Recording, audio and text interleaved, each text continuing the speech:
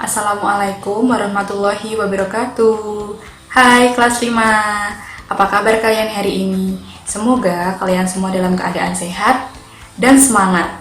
Kita lanjutkan pembelajaran hari ini ya. Hari ini bersama Ibu Aul, kita akan belajar tentang tema 5, subtema 1, pembelajaran 1.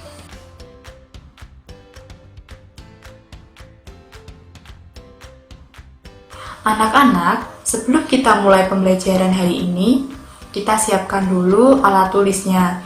Kemudian, silahkan kalian catat di buku kalian jika ada materi-materi yang penting. Kemudian, jika ada pertanyaan, kalian bisa tanyakan melalui grup WA. Anak-anak, apa sajakah yang dapat kamu lihat dari gambar ini? Ya, betul sekali. Di sini ada rusa, burung elang, ada air, pohon teratai, ada katak, kemudian ada ikan, ada air, udara, kemudian ada cahaya matahari juga, ada pohon, lalu di sini ada kumbang, di sini ada kayu, dan lain sebagainya. Semua makhluk hidup memerlukan lingkungan tertentu untuk memenuhi kebutuhannya. Lingkungan adalah segala sesuatu yang berada di sekitar makhluk hidup. Seperti yang terlihat pada gambar, ada tumbuhan, hewan, tanah, dan udara. Ada rusa, burung elang, ikan, pohon, rumput, termasuk komponen makhluk hidup atau nama lainnya komponen biotik. Kemudian ada air, ada matahari, batu, tanah, udara, termasuk komponen benda tak hidup atau nama lainnya abiotik. Di sini kita bisa lihat rumput dapat tumbuh dengan subur karena adanya air yang cukup dan adanya cahaya matahari. Rumput yang subur dimakan oleh rusa. Kemudian rusa juga memerlukan udara untuk bernafas. Udara juga diperlukan oleh ikan. Udara yang cukup membuat air menjadi bersih dan ikan juga dapat hidup dengan sehat. Air di sini juga diperlukan oleh rusa untuk minum. Nah, jadi rusa di sini juga memerlukan air, rumput, dan udara untuk bertahan hidup. Rumput dapat tumbuh subur jika ada air dan cahaya matahari yang cukup. Nah, anak-anak, dapat kita lihat di sini rusa sebagai komponen biotik memerlukan air yang merupakan komponen abiotik untuk bertahan hidup. Maka dapat kita simpulkan adanya hubungan antara makhluk hidup dan benda tak hidup di sebuah lingkungan disebut ekosistem. Tersusun dari apa sajakah ekosistem itu?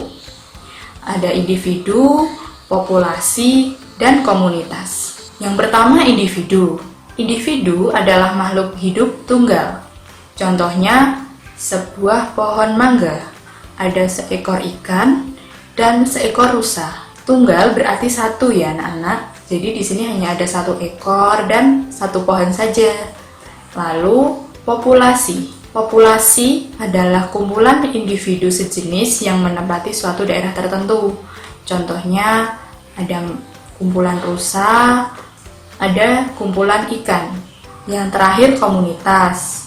Komunitas adalah populasi makhluk hidup di suatu daerah tertentu. Misalnya, di sini ada contoh ekosistem laut. Terdapat populasi ikan, terdapat populasi terumbu karang, dan lainnya. Di sini dapat dikatakan komunitas jika tersusun dari lebih dari satu populasi. Lalu contoh lainnya ada komunitas danau. Di sini juga ada populasi ikan dan populasi capung. Kemungkinan juga ada populasi katak dan populasi rusa lainnya. Ekosistem terdiri atas ekosistem alami dan buatan. Ekosistem alami adalah ekosistem yang terbentuk secara alami. Contohnya hutan hujan tropis, ada sabana, ada gurun pasir, lalu ada tundra, dan taiga. Ekosistem buatan adalah ekosistem yang sengaja dibentuk oleh manusia untuk memenuhi kebutuhannya. Contohnya sawah, ada ekosistem kebun, dan ekosistem kolam.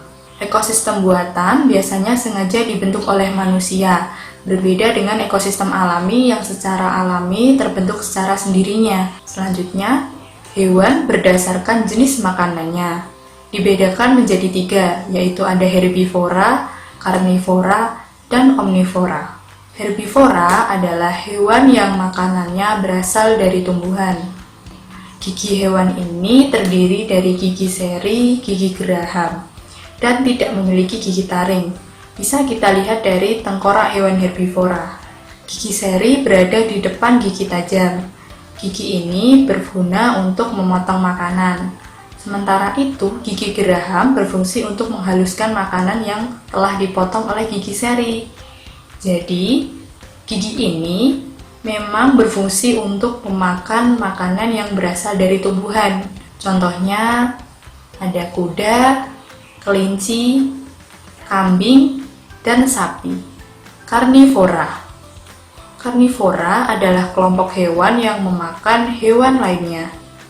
Sebagian besar yang termasuk dalam kelompok ini merupakan hewan buas dan liar. Hewan ini harus berburu untuk mendapatkan makanannya. Oleh karenanya, hewan ini memiliki gigi taring yang tajam dan kuat. Gigi taring berguna untuk merobek dan mengoyak mangsa. Hewan ini juga memiliki gigi seri yang tajam dan kuat meskipun berukuran kecil. Gigi ini juga berfungsi untuk memotong makanan. Kita bisa lihat di tengkorak hewan karnivora. Di sini terdapat gigi taring yang tajam. Contohnya ada anjing, ada harimau, buaya, dan lainnya. Selanjutnya ada omnivora. Omnivora adalah kelompok hewan yang makanannya berasal dari tumbuhan maupun hewan lain.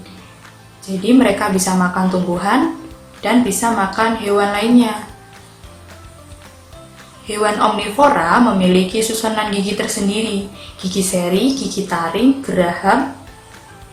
Hewan ini berkembang dengan baik untuk menyesuaikan dengan makanannya. Gigi seri dan gigi taring digunakan ketika memakan makanan yang berupa hewan lain. Sementara itu, gigi seri dan geraham digunakan ketika memakan makanan berupa tumbuhan. Kita bisa lihat di tengkorak hewan omnivora.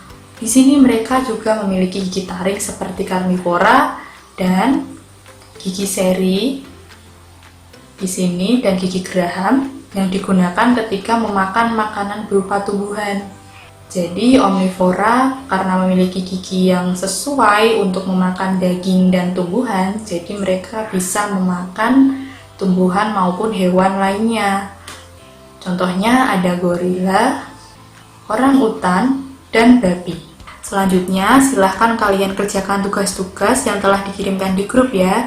Kemudian segera selesaikan dan dikirim kembali di grup atau melalui Japri. Nah, sampai di sini materi kita hari ini. Semoga kalian semua paham ya. Untuk yang belum difahami, bisa ditanyakan melalui PC atau ditanyakan melalui grup. Terima kasih karena telah menyimak video ini dengan baik. Semoga kalian semua tetap dalam keadaan sehat ya anak-anak. Wassalamualaikum warahmatullahi wabarakatuh.